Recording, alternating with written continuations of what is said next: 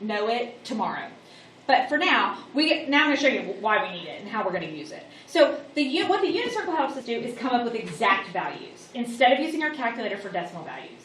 Because remember, decimals are approximates. We want exact values. So if it asks me for tangent of 225, I can just go to my unit circle, find 225, and then remember, tangent is y over x. Well, in this case, it's square root 2 over 2 and square root 2 over 2. So it's 1. But I can think all students take calculus. Well, in that quadrant, tangent's positive, so it's positive 1. Or you could have thought they're both negative and 2 negatives makes positive. Whatever. Works the same. Either way. Everybody okay? Know where I got that? Daniel, you good? I know you're tired. I'm sorry. I just don't want you to miss it. It's kind of important. This comes back over and over and over and over again. All right. Cosine of 5 pi over 6. Well, all I have to do is go to my unit circle, find 5 pi over 6. And it's right here. And cosine, remember, cosine is x. So the answer is just negative square root 3 over 2. What about sine of 3 pi over 2?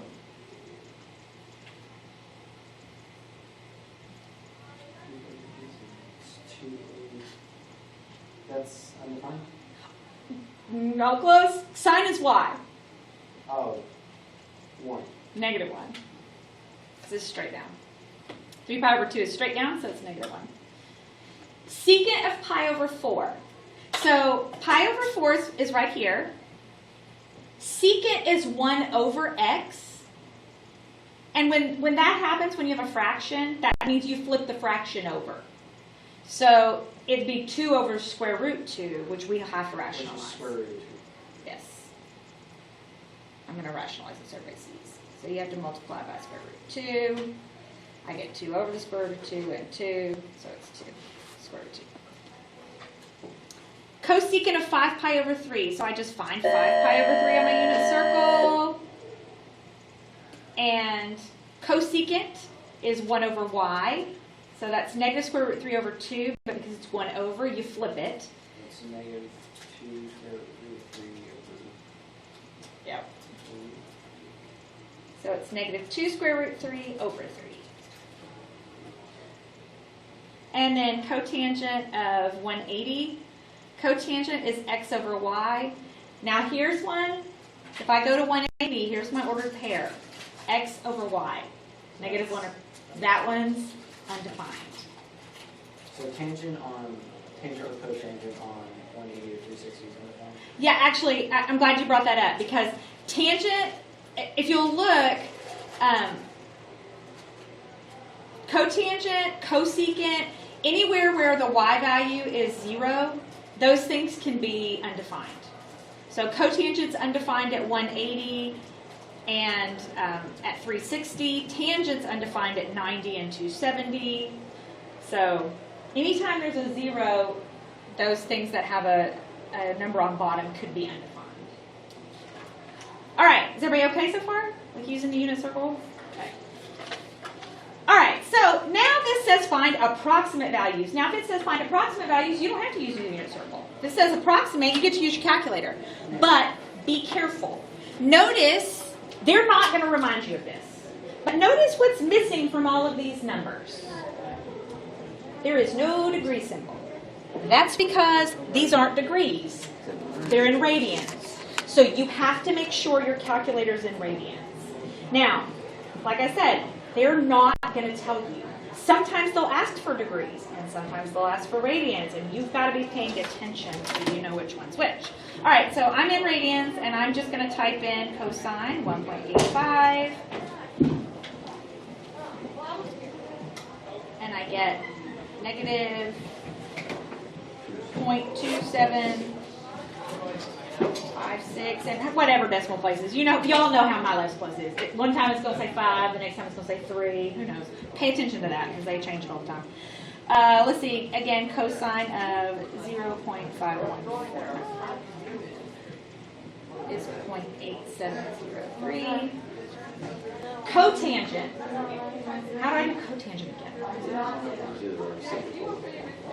Yes, we're going to do the reciprocal of this number. So I'm going to do tangent of 1 over 1.3209. You do reciprocal first and then tangent? You tangent and then reciprocal. Oh, okay.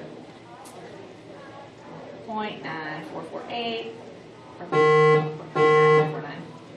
And then same thing for secant.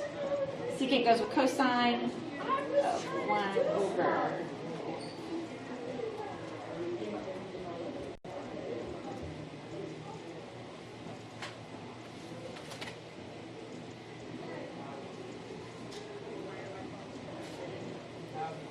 All right. So in this case, what they gave us was the angle measure. The reason I know that is because that is always what follows sine, cosine, tangent, secant, cosecant. The number that follows right after it is the angle. Theta is an angle. X is an angle. That's what follows the word. But sometimes they're going to ask you, like they're about to down here in these examples, cosine S equals a number. Well, what that means is you don't know the angle. So that's when we're using our arc functions. So right here it says we can reverse the process of what we were just doing using a calculator to determine our angle measure by using arc. If you're missing the angle, you use the arc functions. Remember that sine to the -1, cosine. The reason that I have to say that over and over and over again is because usually what that little to the -1 part means, that usually means inverse.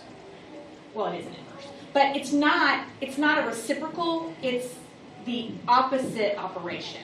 So before we had an angle and we were finding the sides, and now we have the sides and we're finding the angle. So that's why if you need the angle, you use arc.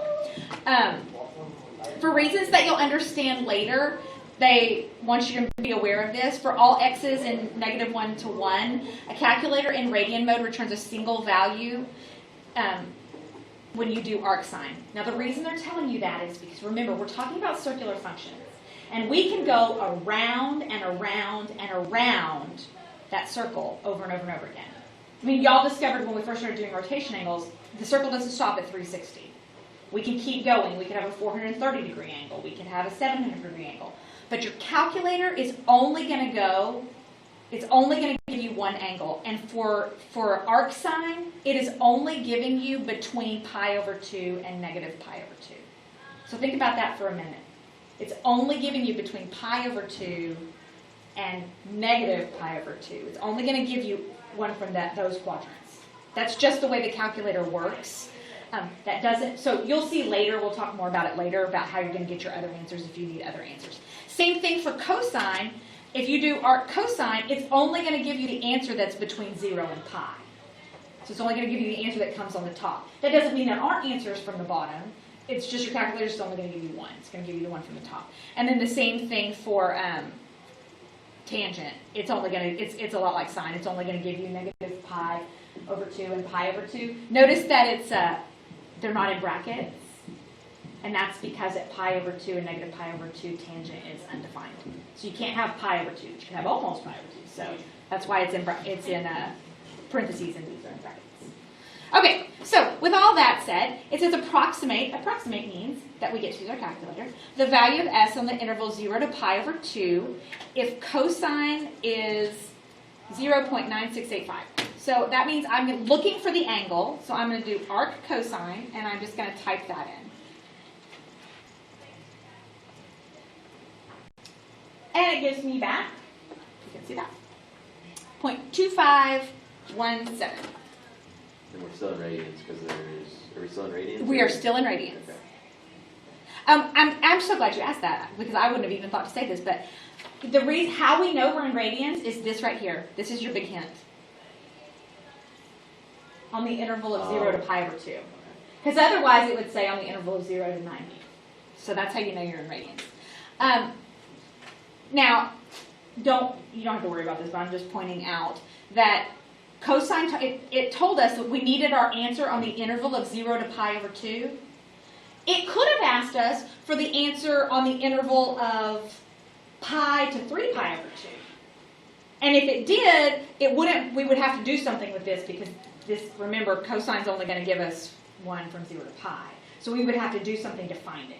But it asked us for one in the right place, so we're okay. So that's the answer to that one. All right, now notice on B, it says find the exact value of S in the interval. And now we're on the interval of pi to 3 pi over 2, so what quadrant am I looking in? You're in Quadrant 4, 3. 3, quadrant 3. Between pi and 3 pi over 2, so I'm going to flip back to my unit circle for a second. So here's pi, and here's 3 pi over 2. So I'm looking here. And I need for tangent to be, I just smeared all that. I need for tangent to be 1. That's what it says. 2. Didn't we just have a question like that? Uh-huh. So which one of these, remember tangent is y over x. So in order to get 1 with 2 values over each other, what needs to be true? Just needs to be 1. I know, but how? How do you get 1? What if 3 is the number in question? How do I get 1? 3 over 3, right? So the 2 values have to be the same in order for tangent to be 1. Okay. Because tangent is y over x. So where are 2 values the same? 224. Yeah, it's at the pi over 4s, or 225. So 5 pi over 4 is the angle that I'm looking for. So S equals 5 pi over 4. And you answer in the radians. In radians, because it asks for the interval in radians. So answer in radians. All right, so then it asks for find the exact values of S on the interval of 0 included to 2 pi not included. That means all the way around the circle. So cosine of S is negative square root 3 over 2. Cosine, if we flip over here to our unit circle, cosine is x. So I need all of the places all the way around the unit circle where my x value is negative square root of 3 over 2. Well, it's positive here. Right here, it's negative square root of 3 over 2 at 5 pi over 6. Yeah. And then it's negative square root of 3 over 2 at 7 pi over 6. And that's it. Okay. And you answer In radians. radians. So 5 pi over 6 7 pi over and 7 pi over 6. The unit circle is really helpful. I can already tell. Yeah, oh, I didn't yeah. have an answer It and is stuff like that. the best. And you definitely, like I said, we need to memorize it, but I will, I'll show you a trick, but I want you to kind of live with the unit circles for a little bit before I show you, because it's also important for you to get into your head where I think the 45s are easy. They cut through the middle of every quadrant. Those are easy. But it's important for you to recognize where the 3rds and the 6s are. And you only do that if you use the unit circle sum. All right, so the assignment is not open yet, but I'll open it right now. Actually, maybe. I looked at it earlier. I can't remember if I opened it or not.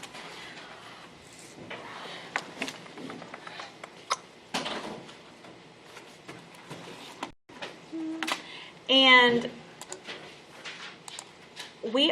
you can just plug in the same values. But I'll show you a trick to help you